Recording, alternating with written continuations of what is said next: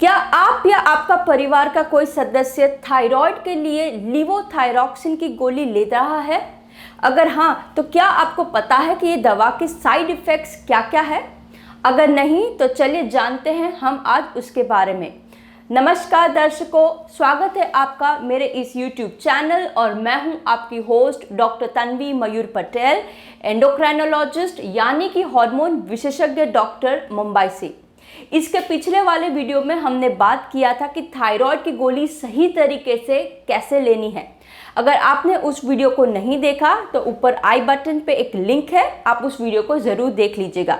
इस वीडियो को काफ़ी लोगों ने पसंद किया है और मुझे ढेर सारे कमेंट्स आए हैं और इन कमेंट्स में बहुत लोगों ने पूछा है कि डॉक्टर साहब ये गोली के साइड इफ़ेक्ट्स क्या क्या है। तो उसी के बारे में हमारा आज का ये टॉपिक है। तो चलिए हम जानते हैं उसके बारे में। तो सबसे पहले तो हम ये समझ लेते हैं कि जो लीवोथायरॉक्सिन की जो गोली होती है ये हम कहाँ कहाँ पे इस्तेमाल करते हैं। तो जो लीवोथायरॉक्सिन की गोली साधारण तौर में एक अंडर एक्टिव थायराइड कहते हैं या तो जिसको हाइपोथायराइड भी कहते हैं। मेडिकल भाषा में इसको हाशिमोटोज डिजीज भी कहते हैं। तो यह कंडीशन में यह गोली सबसे ज़्यादा प्रिस्क्राइब की जाती है। इसके अलावा अगर आपको गॉइटर है, अभी गॉइटर क्या होता है, जब भी हमारे थायराइड की ग्रंथि बड़ी हो जाती है इसको हम गॉइटर कहते हैं। तो किस किस गॉइटर के कंडीशन में भी हम ये दवा प्रिस्क्राइब करते हैं। और तीसरी कंडीशन है कोई थायराइड के कैंसर्स। जी हाँ, थोड़े बहुत थायराइड के कैंसर्स होते हैं जहाँ पे हम ये गोलियों का भी इस्तेमाल करते हैं। तो ये साधारण तौर पे ये तीन कंडीशन में लीवोथायरॉक्सिन की गोली सबसे ज़्यादा मात्रा में प्रिस्क्राइब की जाती है। अब जब भी आप थायराइड की गोली लेते हैं, कभी कभी ये लंबे वक्त के लिए हो सकती है और ज़िंदगी भर भी हो सकती है। तो ऐसे केसेस में ये बात आना हमारे दिमाग में बहुत ही लाजमी है कि क्या होगा लंबे वक्त के लिए अगर हम ये गोली लेंगे तो क्या मुझे इसके क्या क्या साइड इफ़ेक्ट्स होते हैं।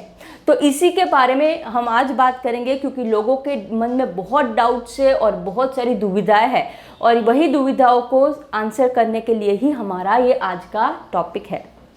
ठीक है, तो सबसे पहले हम ये समझ लेते हैं कि जो लीवोथायरॉक्सिन की जो गोली है ये जो हमारा नेचुरल जो हमारे शरीर में थायराइड है वो बनाती है हार्मोन कहते हैं T4 जिसको कहते हैं थायरॉक्सिन। ये थायरॉक्सिन का आर्टिफिशियल सिंथेटिक वर्जन है ये लीवोथायरॉक्सिन की गोली। ये गोली हम तब लेते हैं जब हमारा थायराइड ज़रूरत के हिसाब से कम कार्य करता हो। तो ये हार्मोन की गोली हम रिप्लेसमेंट के फॉर्म में देते हैं। तो ये रिप्लेसमेंट उतना ही देते हैं जितना आपके शरीर में उसकी कमी हो।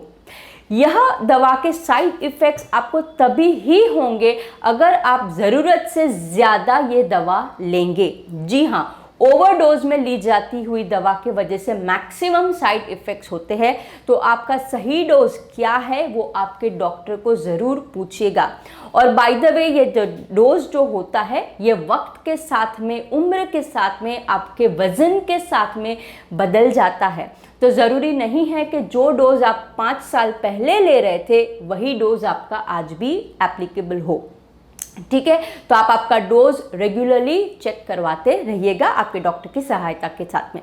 ठीक है, तो ये जो लीवोथायरॉक्सिन की जो गोली है ये क्या करती है हमारे शरीर के अंदर, ये हमारा मेटाबॉलिज्म बढ़ाती है और ये बढ़े हुए मेटाबॉलिज्म के वजह से ही सभी इफ़ेक्ट भी होती है और सभी साइड इफ़ेक्ट्स भी होते हैं। ठीक है, तो अभी ये जो साइड इफ़ेक्ट्स जो है लीवोथायरॉक्सिन के ज़रूरी नहीं है कि हर एक व्यक्ति में आए। कुछ व्यक्तियों में इसके साइड इफ़ेक्ट्स आ सकते हैं, कुछ व्यक्तियों में इसके साइड इफ़ेक्ट्स नहीं आ सकते। ज़्यादा करके ये साइड इफ़ेक्ट जो है बहुत ही माइल्ड है यानी सौम्य है और ये टेम्पररी है, कुछ दिन कुछ हफ्तों में निकल जाते हैं। अगर आपके साइड इफ़ेक्ट्स बहुत ही ज़्यादा मात्रा में है या तो वो निकल नहीं रहे हैं या तो बढ़ते जा रहे हैं तो उन केसेस में आप ज़रूर अपने डॉक्टर को पूछिएगा, वो आपको हेल्प करेंगे। और अगर आपको कुछ भी डाउट है तो नीचे कमेंट बॉक्स में भी आप लिख सकते हैं, मैं हर एक कमेंट्स को अच्छे से पढ़ के उसका रिप्लाई भी करती हूँ। ठीक है, तो क्या है ये साइड इफ़ेक्ट्स। तो सबसे पहले हम ये साइड इफ़ेक्ट्स बात करेंगे जो हमारे ब्रेन और नर्वस सिस्टम पे उसकी क्या असर होती है। ज़्यादा मात्रा में अगर आप ये गोली लेंगे तो आपके इसकी नींद पे असर आ सकती है। बहुत लोगों को नींद में परिवर्तन आता है, इंसोम्निया जिसको कहते हैं, यहाँ पे आपको नींद नहीं आती, ऐसा भी हो सकता है। कभी कभी रात को जग जाते हैं इंसान, ओके, जहाँ पे आपकी स्लीप डिस्टर्ब हो रही है, ऐसा भी होता है। अब देखिए, इसके साथ में बहुत ही दो इम्पॉर्टेंट बात मैं कहना चाहूँगी। सबसे पहली, थायराइड के मरीजों को डायबिटीज़ होने की संभावना भी थोड़ी ज़्यादा होती है। तो अगर डायबिटीज़, आपका शक्कर ज़्यादा है, तो बहुत लोगों को पेशाब बहुत लगती है और ख़ास करके रात को पेशाब लगती है। तो अगर आपको रात को पेशाब लग रही है, जिसको नॉक्टूरिया कहते हैं, अगर ऐसी तकलीफ है तो वो थायराइड की साइड इफ़ेक्ट नहीं है, वो आपकी डायबिटीज़ की डिस्टर्बेंस के वजह से है। दूसरा, जहाँ पे थायराइड के मरीज लोगों को थोड़े वज़न में भी बहुत इश्यू होते हैं, मोटापा और ओवरवेट बहुत ज़्यादा कॉमन है। और जहाँ पे मोटापा आता है वहाँ पे एक खास नींद की बीमारी होती है जिसको हम कहते हैं ऑब्स्ट्रक्टिव स्लीप एपनिया, OSA जिसको हम कहते हैं, वो भी काफ़ी कॉमन होता है। तो जिस भी मरीजों को ऑब्स्ट्रक्टिव स्लीप एपनिया है, उनको रात को नींद बराबर से नहीं आती, बहुत ज़्यादा खर्राटे ले रहे हैं और अचानक से उठ जाते हैं, तो ये ऑब्स्ट्रक्टिव स्लीप एपनिया की वजह से हो सकता है। हो सके तो आप वो भी चेक करवा लीजिए। तो ये सबसे पहला साइड इफेक्ट है लिवोथायरॉक्सिन का, आपकी नींद के ऊपर इंसोम्निया हो सकता है, आपको नींद में खलेल आ सकती है। दूसरा, अभी चलिए जानते हैं कि यह दवा का साइड इफेक्ट हमारे मूड पे, हमारे स्वभाव पे क्या होता है। तो बहुत लोगों को ये दवा लेने के बाद में उनके स्वभाव में काफ़ी परिवर्तन महसूस होता है। बहुत सी बार किसी किसी को बहुत ही ज़्यादा इरिटेशन होता है, चिड़चिड़ापन हो रहा है, बहुत ज़्यादा घबराहट होती है, बेचैनी होती है। एक स्वभाव होता है जिसको हम कंफ्यूजन कहते हैं, जहाँ पे इंसान बहुत ही अपने विचारों में बहुत ही कंफ्यूज्ड रहते हैं। ऐसा भी बहुत सी बार होता है और ये खास करके तब होगा जब आपका डोज आपकी ज़रूरत से ज़्यादा होता है। तो ये जो कंफ्यूजन स्टेट भी थायराइड की दवा का एक साइड इफ़ेक्ट हो सकता है। तो ये हो गए दो मेजर इफ़ेक्ट। तीसरा, हमारी नर्वस सिस्टम पे इसका असर ये आ सकता है कि इसके वजह से आपकी मेमोरी यानी याददाश्त में कुछ चेंजेस आए। अब देखिए, थायराइड के मरीजों को वैसे भी याददाश्त की शिकायत होती है, तो वो भी आप एक बार चेक करवा लीजिए कि थायराइड अगर आपका सही तरीके से कंट्रोल में है तो ये problem majority of the time नहीं होना चाहिए।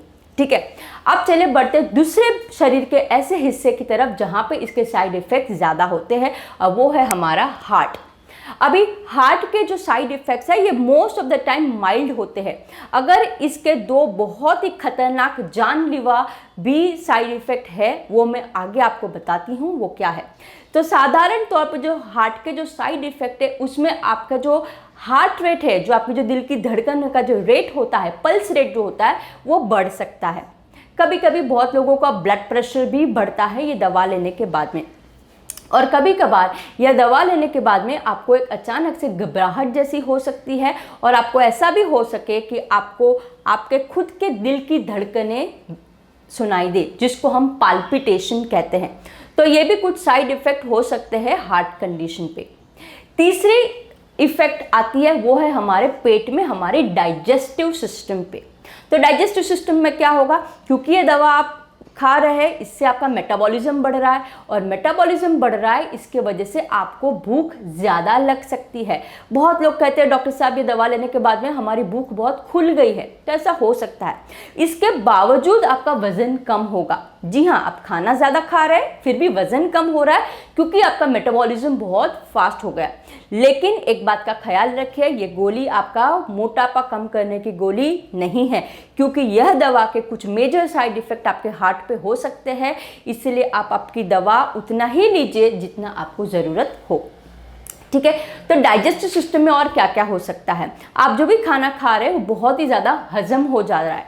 बहुत बार लोगों को परेशानी होती है कि जुलाब हो रहा है, किसी किसी को बेचैनी जैसा होता है, एसिडिटी जैसा लगता है, किसी किसी को उल्टी जैसा भी हो सकता है, और ये सभी डाइजेस्टिव सिस्टम में होते हैं। कोई लोग पेट में क्रैम्प्स जिसको कहते हैं, ऐंठन जिसको कहते हैं, लोगों को कभी कभी वो भी हो सकती है।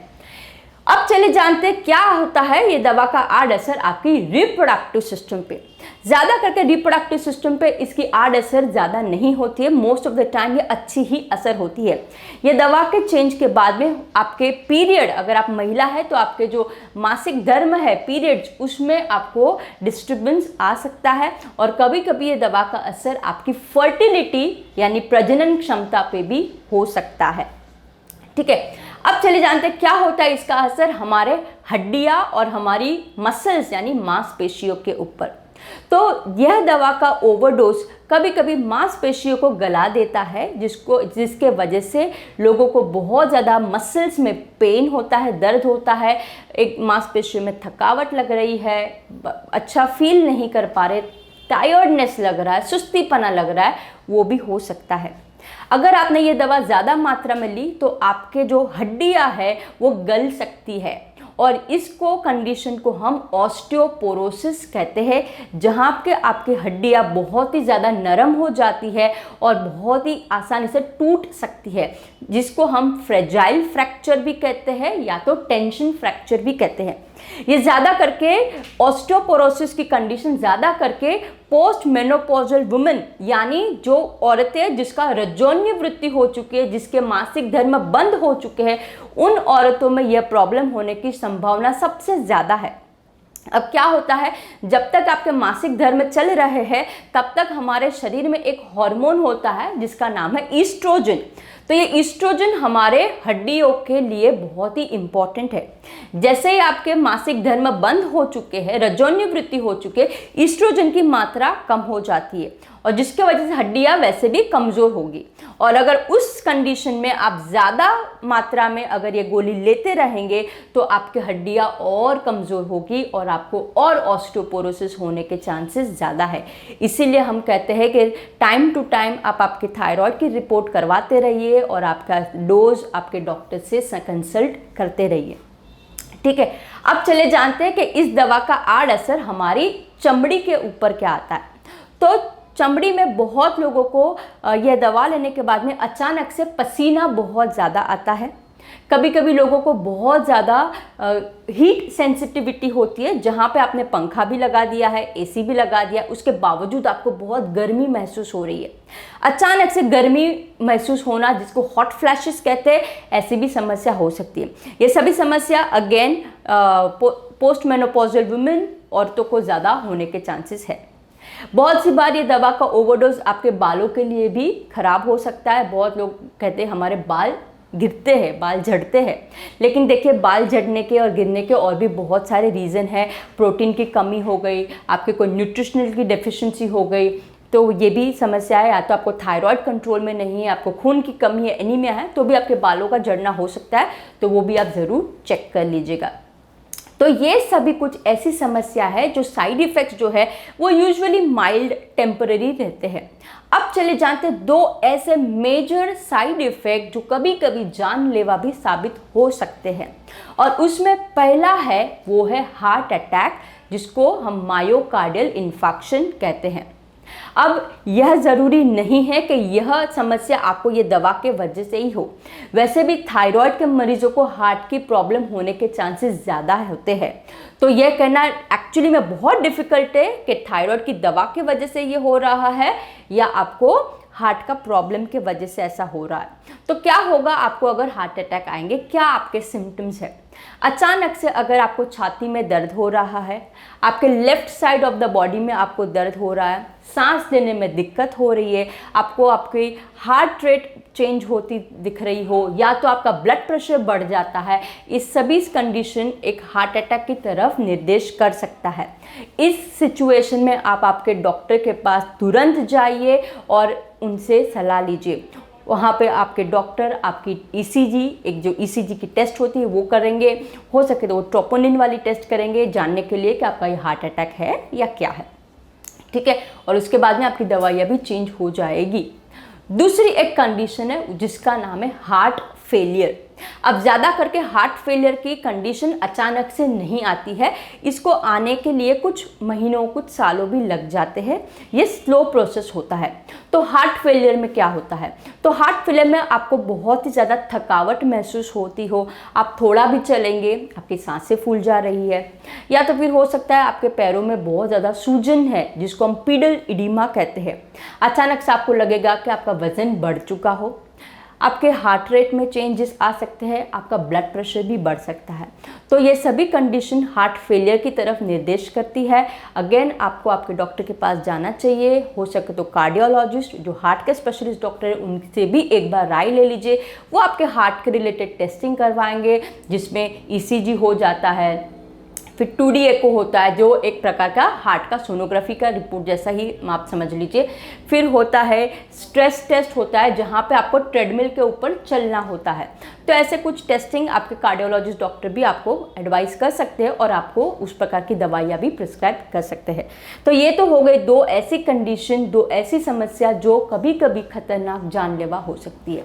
ठीक है, अब हम चलते हैं कि कुछ ऐसी दवाइयाँ जो अगर आप थायराइड की दवा लीवोथायरॉक्सिन के साथ में लेंगे तो आपको खास ख्याल रखना चाहिए। उसमें सबसे पहली दवा है जिसका नाम है एमिट्रिप्टिलिन और मैप्रोटिलिन। अब ये एमिट्रिप्टिलिन और मैप्रोटिलिन जो दवाइयाँ है ये एक एंटी डिप्रेसेंट है, यानी जिन मरीजों को डिप्रेशन की शिकायत है उनके केसेस में हम ये देते हैं। एमिट्रिप्टिलिन कभी कभी हम डायबिटीज़ के मरीजों को भी प्रिस्क्राइब करते हैं जहाँ पे उनके नर्व्स में प्रॉब्लम हो।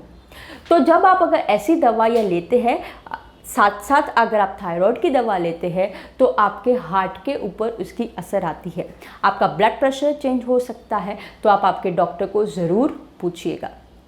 ठीक है, दूसरी दवा है जो फेफड़ों की बीमारियों में इस्तेमाल होती है, उसमें एक है एल्ब्यूटेरॉल।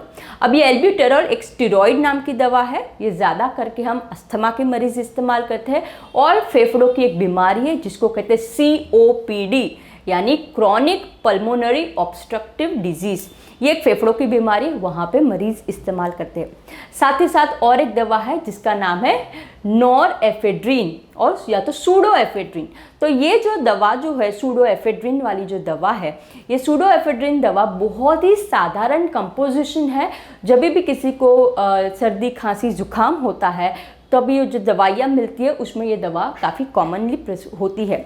यह दवा एक डीकंजेस्टेंट के नाम से है, यानी आपका जो भी छाती में या तो नाक में जो आपका जो बलगम जो जमा होता है उसको रिलीज़ करने की ये दवा है। तो ये डीकंजेस्टेंट दवा भी आपके हार्ट के ऊपर असर कर सकती है, आपका ब्लड प्रेशर में चेंजेस ला सकती है, तो इसका भी आप खास ख्याल रखिए। तीसरी जो गोली है उसका नाम है कीटामाइन। अब एक कीटामाइन वाली जो दवा है ये ज़्यादा करके एनेस्थेटिस्ट डॉक्टर्स लोग इसका प्रिस्क्राइब करते हैं, ये एक एनेस्थेटिस्ट दवा है। लेकिन कभी कभी कुछ मरीज जिसको बहुत ही ज़्यादा मात्रा में दर्द होता हो, खास करके जो कैंसर पीड़ित पेशेंट होते हैं, वो कभी कभी अपने दर्द के लिए ये दवा इस्तेमाल करते हैं। तो ये दवा की वजह से आपका हार्ट रेट चेंज हो सकता है, जिसको अरिदमिया कहते हैं, वो भी हो सकता है। और चौथी दवा है जिसका नाम है वॉरफारिन। अब ये वॉरफारिन वाली जो दवा है ये ज़्यादा करके हार्ट के मरीज़ इस्तेमाल करते हैं, जिसका ऑपरेशन हुआ होता है हार्ट का, जैसे बाईपास का ऑपरेशन हो जाता है, उसके बाद में कभी कभी ये दवाइयाँ वो लोग इस्तेमाल करते हैं। ये वॉरफारिन वाली जो दवा है ये आपका एक ब्लड थिनर टाइप की दवा है। तो अगर आप यह गोली आपके लीवोथायरॉक्सिन के साथ में लेंगे तो हो सकता है कि आपका जो खून का जो थिकनेस है वो चेंज आए। तो आप डॉक्टर से ज़रूर पूछिएगा, वो आपका लीवोथायरॉक्सिन का डोज वापस चेंज करेंगे, क्योंकि हाई डोज ऑफ वॉरफारिन कभी कभी बहुत ज़्यादा प्रॉब्लमेटिक हो सकता है, ब्लीडिंग टेंडेंसी बढ़ जाती है। तो ये है कुछ ऐसे साइड इफ़ेक्ट्स लीवोथायरॉक्सिन की दवा लेने से। जैसा कि मैंने शुरुआत में बताया, ये दवा बहुत ही सेफ़ है, बहुत ही इफ़ेक्टिव है। ये दवा इतनी सेफ़ है, इतनी सुरक्षित है कि हम छोटे बच्चों में भी इस्तेमाल करते हैं, गर्भवती महिलाओं में इस्तेमाल करते हैं, बड़े बुजुर्गों में भी इस्तेमाल करते हैं। लेकिन हाँ, सही मायने में और सही मात्रा में इस्तेमाल करना बहुत ही ज़्यादा इम्पॉर्टेंट है। और इसीलिए हम हमेशा कहते हैं आप रोज़ाना ये दवा तो अच्छे से लेते रहिए, लेकिन आप समय समय पे आपकी थायराइड की खून की जांच करवाइए। और अगर सब अच्छे से चल रहा है तो कम से कम साल में एक बार आप आपके थायराइड के डॉक्टर को जाके ज़रूर मिलिए, ताकि आपका कोई प्रॉब्लम आगे चल के ना आ पाए। अगर आपको इस दवा से रिलेटेड कोई भी सवाल है तो आप नीचे कमेंट बॉक्स में लिख सकते हैं। बाय द वे, थायराइड के सवालों का जवाब का एक अलग ही सीरीज़ मैंने बनाई है, जहाँ पे मैं ज़्यादा डिटेल में या गोली के कुछ सवालों के जवाब में मैंने बताया है। आप चाहे तो वो वीडियोज़ भी देख सकते हैं, आपको और जानकारी मिल पाएगी। आज के लिए इतना ही। आप अब तक जुड़े रहे उसके लिए धन्यवाद। और अगर आपने इस वीडियो को पसंद किया हो और कुछ अच्छी जानकारी मिली हो तो लाइक बटन ज़रूर प्रेस कीजिएगा। और अगर आपने इस चैनल को सब्सक्राइब नहीं किया तो प्लीज़ सब्सक्राइब कीजिए। आपको ज़्यादा से ज़्यादा हेल्थ रिलेटेड और ख़ास करके हार्मोन रिलेटेड जानकारी मिलती रहेगी। बाजू में एक बेल आइकन भी है, उस पर आप क्लिक करेंगे तो जैसे ही मेरा नया वीडियो आएगा आपको तुरंत उसके बारे में जानकारी मिलती रहेगी। अगले बार वापस मिलेंगे कोई नए वीडियो के साथ में। तब तक धन्यवाद, सुरक्षित रहिए, टेक केयर।